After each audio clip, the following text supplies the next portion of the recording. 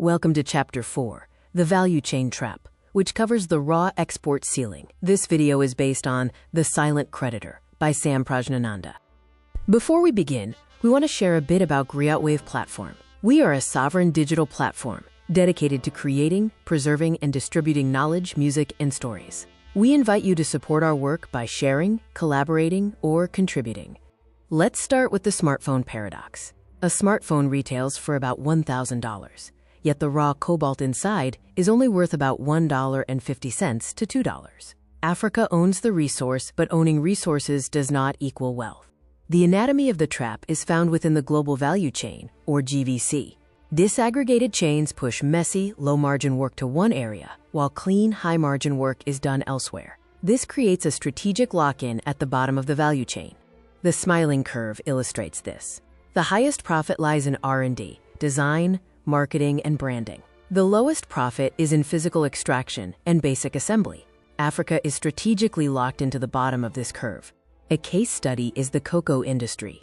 Africa produces nearly 70% of the world's cocoa, but captures less than 6% of the global chocolate industry's value. This is a structural ceiling built into global trade architecture. The first barrier is the processing gap, specifically energy. An industrial energy deficit prevents local processing.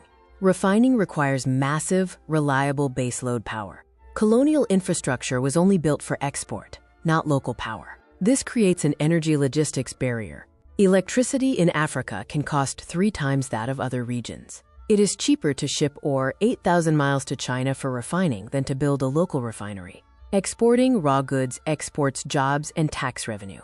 The second barrier is tariff escalation, or the invisible wall. Raw materials enter global north markets with zero tariffs, but processed goods face skyrocketing tariffs, such as 30% for chocolate bars. This is a modern version of colonial mandates against manufacturing. The third barrier is the monopsony of major players. The market is dominated by a few global buyers versus thousands of producers, as seen in the coffee market of Ethiopia, Uganda, and Rwanda.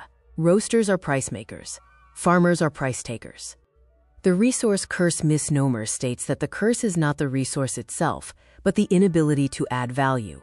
Economies become, quote, volatility dependent, and budgets collapse when global commodity prices drop.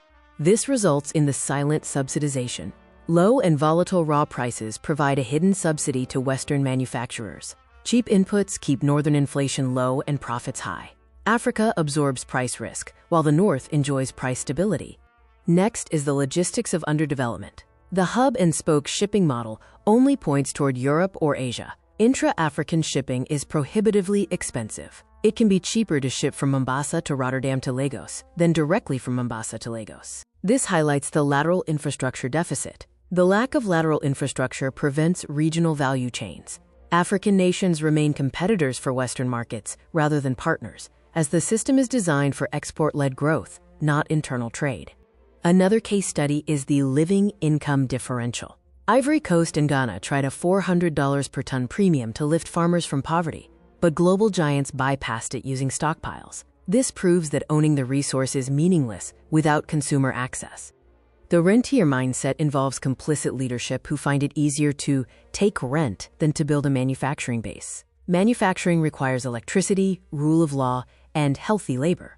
Extraction only requires a mine and a road to the sea. The resource for infrastructure, or RFI trap, involves China's RFI deals, which build roads that follow a pit-to-port logic. This facilitates the faster exit of raw materials, but does nothing to build local factories or value-add centers. In conclusion, climbing the smile requires a realization that wealth is in the transformation of resources, not the soil. Strategy must shift from export volume to value density. True power lies in withholding. If you want the mineral, move the factory to the source. Strategic action steps, Part 1, include implementing graduated export duties to tax raw exports and fund local energy processing. Also, create regional industrial hubs, such as those within ECOWAS or SADC, for assembly and refining. Strategic action steps, Part 2, suggest repurposing infrastructure, shifting from pit to port to city rail. Additionally, a consumer access play involves investing sovereign wealth to acquire northern retail and distribution brands. If you found this video helpful, please like it to help others find this content. Subscribe and hit the bell icon so you never miss a deep dive. Finally, share this with a friend or colleague who needs to see this. Thank you for watching. For further exploration of this topic, please check out the resources mentioned.